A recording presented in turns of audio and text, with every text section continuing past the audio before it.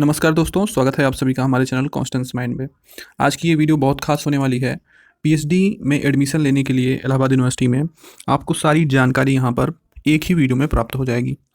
अब जो क्रेट 2021 के फॉर्म आने वाले हैं उसके बारे में हम आपको अपडेट बताएंगे कि कब तक फॉर्म आ सकते हैं, कब तक आने की संभावना है और क्या एडमिशन की पूरी प्रक्रिया होगी, कौन सा टेस्ट और कितने लेवल में होगा, कितने पेपर आपको करने होंगे, निगेटिव मार्किंग होगी या नहीं, फेलोशिप और इंटरव्यू का वेटेज वगैरह तथा सारी चीज़ें इस वीडियो में आपको बताएंगे। One by one, step by step आपको सारी चीज़ें पता होगी। एप्लीकेशन की फ़ीस क्या होती है, एलिजिबिलिटी क्या होगी।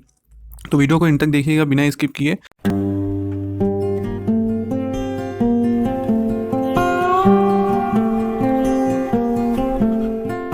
आप सभी जानते हैं पीएचडी में एडमिशन लेने के लिए हमारा जो सब्जेक्ट है जिससे आप पीएचडी करना चाहते हैं उसका बेसिक स्ट्रक्चर बहुत ही स्ट्रांग होना चाहिए।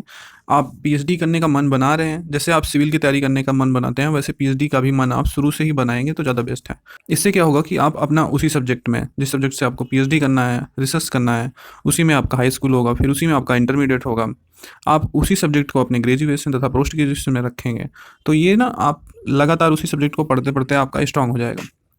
तो इससे जो है आपको मदद मिलती है आगे चल के बहुत अच्छी। तो बढ़ते हैं सबसे पहले यहाँ की क्रेट की जो प्रोसेस होती है। तो इलाहाबाद यूनिवर्सिटी में पीएचडी के एडमिशन के लिए क्रेट का आयोजन किया जाता है। CRET entrance test, combined research entrance test इसका पूरा नाम है। और यहाँ की जो एप्लीकेशन फ़ीस होती है वो अनरिजर्व्ड वालों के लिए 1600 रुपये होती है। अनरिजर्व्ड तथा ओबीसी वालों के लिए कितना होती है? टोटल 1600 रुपये होती है। और जो एससी एसटी और पीएच मतलब फिजिकली हैंडीकैप्ड कैटेगरी के होते हैं उनको 800 रुपये पे करना होता है। एलिजिबिलिटी की बात करते हैं तो आपका पोस्ट ग्रेजुएट होना चाहिए। उसमें जो मिनिमम स्कोर होता है अनरिजर्व्ड वालों के लिए कितना रहेगा? 55%। और जो ओबीसी एससी एसटी पीएच वाले हैं उनका 50% होना चाहिए। और रिलेवेंट सब्जेक्ट मतलब जिस सब्जेक्ट से आपको पीएचडी करनी है उसी सब्जेक्ट में आपका पीजी में 55% या 50% अकॉर्डिंग टू कैटेगरी होना चाहिए। ये आपके 50% मार्क्स भी हो सकते हैं या फिर आपका ग्रेड होता है या पॉइंट स्केल में भी चलता है, तो वो इक्विवेलेंट होना चाहिए 55% या 50% के। ठीक है। तो अगर हम प्रोसीजर की बात करते हैं यहाँ के एडमिशन की तो ये दो लेवल में डिवाइड होता है। पहला लेवल जो होता है ये लेवल आपका होता है इंट्रेंस टेस्ट के लिए। पहला लेवल आपका क्या होता है? इंट्रेंस टेस्ट का। और दूसरा लेवल होता है इंटरव्यू का। ठीक है। पहला लेवल इंट्रेंस टेस्ट का और दूसरा लेवल क्या होता है? इंटरव्यू का। पहले लेवल में 2 पेपर होंगे। पहला होगा पेपर फर्स्ट और फिर होगा पेपर सेकंड। हम बात करेंगे पेपर फर्स्ट की। ठीक है। तो पेपर फर्स्ट पे ध्यान दीजिएगा। पेपर फर्स्ट में क्या होता है कि 50 ऑब्जेक्टिव टाइप के क्वेश्चन होते हैं। कितने? 50 ऑब्जेक्टिव होते हैं। इसमें निगेटिव मार्किंग बिल्कुल नहीं होती है, नो निगेटिव मार्किंग। ठीक है। और ये जो 50 क्वेश्चन होते हैं ये 25 और 25 में डिवाइड होते हैं। एक 25 क्वेश्चन जो होता है मतलब 50% इसमें रिसर्च मेथोडोलॉजी के होते हैं और 25 क्वेश्चन आपके सब्जेक्ट से होते हैं। मतलब आपके 25 क्वेश्चन हो गए रिसर्च मेथोडोलॉजी के और 25 क्वेश्चन हो गए सब्जेक्ट स्पेसिफिक। निगेटिव मार्किंग नहीं है, ऑब्जेक्टिव टाइप के क्वेश्चन होते हैं। 50 क्वेश्चन होते हैं लेवल 1 के फर्स्ट पेपर में। अब जो ये पेपर फर्स्ट और पेपर सेकंड है दोनों अलग अलग मीटिंग में नहीं होता है, सिंगल मीटिंग में इसके एंट्रेंस टेस्ट होते हैं। और अब बात करते हैं हम पेपर सेकंड की। सेकंड, ये जो पेपर सेकंड है ये आपका होता है कैसे? ये सब्जेक्टिव होते हैं। ठीक है। ये सब्जेक्टिव टाइप के क्वेश्चन होते हैं और इसमें जो क्वेश्चन आता है वो आपके सब्जेक्ट से आता है। इसमें 3 क्वेश्चन आते हैं। Question first, question second and question third. 3 he question आते हैं। जो पहला क्वेश्चन होगा ये आपका 10 पार्ट में डिवाइड होगा, 10 पार्ट। ठीक है। और देन 10 जो पार्ट होगा ये टोटल 100 नंबर के होंगे। 100 नंबर के होंगे और 10 पार्ट में होंगे, मतलब 10-10 नंबर का एक पार्ट होगा। ठीक है। क्वेश्चन 1 10 पार्ट 100 नंबर और क्वेश्चन 2 होता है आपका ये 2 पार्ट में होगा। ठीक है। और ये टोटल 60 नंबर के होंगे, मतलब 30-30 नंबर का एक पार्ट होगा। क्वेश्चन 3 जो है ये एक भी पार्ट में आ सकता है और 2 भी पार्ट में आता है। 1 और 2 पार्ट होता है और ये 40 नंबर का होता है टोटल। जैसे कि ऑप्शनल है, इसमें वो एक पार्ट रहेगा और दूसरा पार्ट रहेगा। दूसरे पार्ट में दो पार्ट डिवाइड होंगे ए बी। तो पहला पार्ट अगर आप करते हैं तो आपको टोटल 40 नंबर का एक ही क्वेश्चन मिलेगा, क्वेश्चन थर्ड। और अगर आप सेकेंड पार्ट करते हैं तो उसमें 20-20 नंबर के डिवाइड होंगे। तो ये ऑप्शनल होगा, ये आप क्यों कैसे चूज करते हैं ये आपके ऊपर है। तो लेवल 1 की बात हो गई। लेवल 1 आपका total paper first and paper 2 मिला के, पेपर 1 कितने मिनट का था? 30 मिनट का। और पेपर 2 कितने मिनट का है? ये 120 मिनट का। ठीक है, ये 120 और ये आपका 30, टोटल कितने मिनट हुए? ये 150 मिनट हुए। 150 मिनट मतलब 2.5 घंटे का पेपर आपका होगा लेवल 1, मतलब इंट्रेंस टेस्ट आपका 2.5 घंटे का होगा। और इसमें कोई भी निगेटिव मार्किंग नहीं है। ऑब्जेक्टिव में निगेटिव मार्किंग होती है, जो कि है नहीं, तो डिस्क्रिप्टिव की बात ही नहीं करेंगे। इसमें आपको लिखना होता है। डिस्क्रिप्टिव में कुछ कम को मतलब स्मॉल रहेंगे तो उसमें स्मॉल वर्ड, कम वर्डों का प्रयोग होगा। मीडियम और लार्ज में आपको मैक्सिमम 500 वर्ड्स तक के लिखने होते हैं। ठीक है, तो ये चीज़ें हो गई। 150 वर्ड, 250 वर्ड तथा 500 वर्ड्स में डिवाइड होते हैं। 150 मिनट और मार्क्स कितने होंगे? ये टोटल आपके 300 मार्क्स के होंगे। ठीक है, जो यहाँ पे टोटल 300 मार्क्स के होंगे। पेपर फर्स्ट में 25-25 क्वेश्चन जो आएगा वो 2-2 नंबर के होंगे, तो 50 क्वेश्चन पेपर फर्स्ट के 100 नंबर के हुए। और जो पेपर 2 का क्वेश्चन फर्स्ट है वो 100 नंबर का, तो 200 हुआ। और क्वेश्चन 2 जो है पेपर सेकंड का वो 30 नंबर का, मतलब 60 नंबर का, तो हुआ 260। और क्वेश्चन 3 40 नंबर का, तो इसे 300 नंबर हुआ। तो लेवल 1 जो टेस्ट होगा एंट्रेंस टेस्ट, वो आपके 150 मिनट के 300 नंबर के होंगे। और कैसे डिवाइड होंगे वो हम आपको बता चुके हैं। अब अगर लेवल 2 की बात करते हैं, लेवल 2 जो होता है इसमें क्या होता है? इसमें आपका होगा इंटरव्यू। ठीक है, इसमें आपका इंटरव्यू होगा। और इंटरव्यू जो होता है ये प्रेजेंटेशन पे डिवाइड होता है। ठीक है, इंटरव्यू आपका प्रेजेंटेशन पे डिवाइड होता है। तो अब हम लेवल 2 की बात करेंगे। लेवल 2 क्या होता है? इसमें जब आप एंट्रेंस टेस्ट क्वालिफाई कर लेंगे, क्वालिफाई करने के लिए एंट्रेंस टेस्ट को मार्क्स होता है। कितना मार्क्स?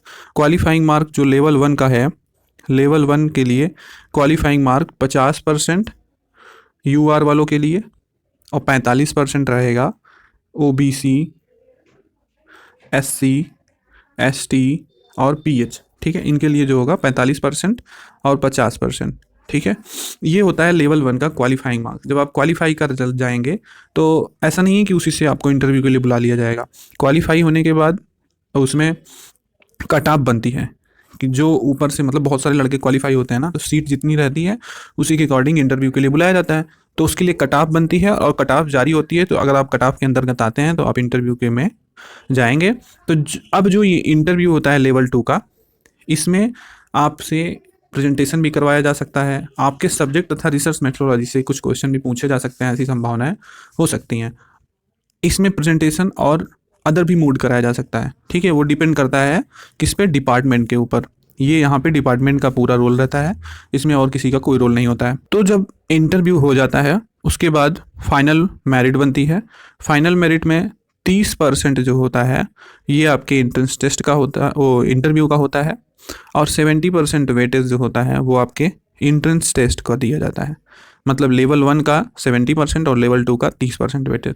इस प्रकार से आपको फिर एडमिशन मिलता है। ठीक है, सिलेबस की बात करें तो यूजीसी नेट का जो रिसर्च मेथोडोलॉजी वाला सिलेबस है वही यहाँ पे भी फॉलो होता है। और जो सब्जेक्ट का है वो आपके पीजी के जो सब्जेक्ट है उसी से पूरा पीजी का, पूरा इलाहाबाद यूनिवर्सिटी का पीजी, जैसे आपका कोई सब्जेक्ट है, मान लीजिए आप हिंदी से पीजी हैं। ठीक है, तो अब हिंदी का पूरा इलाहाबाद यूनिवर्सिटी का पीजी का सिलेबस आप पढ़ डालिए।